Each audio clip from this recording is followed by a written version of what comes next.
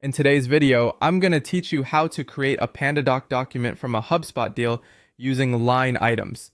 To get started, open Google Chrome and go into your HubSpot dashboard. From there, navigate to the contact or deal record you want to work with.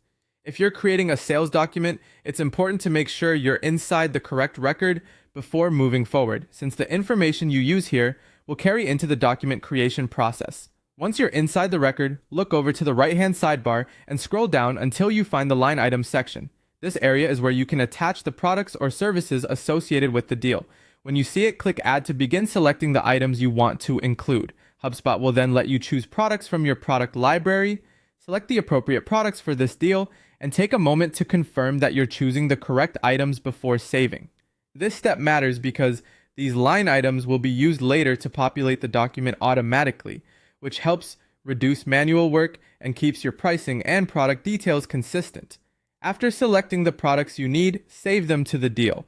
Next, continue scrolling further down the same right sidebar until you reach the PandaDoc card. This is the section that connects your HubSpot record with your PandaDoc workflow. When you find it, click Create Document to move to the next stage. You'll then be prompted to choose a PandaDoc template. Select the template you want to use for this document.